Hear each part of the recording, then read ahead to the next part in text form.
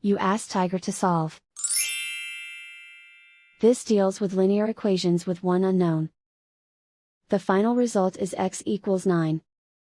Let's solve it step by step. Simplify the expression. Expand the parentheses. Simplify the arithmetic. Group all constants on the right side of the equation. Add 6 to both sides. Simplify the arithmetic.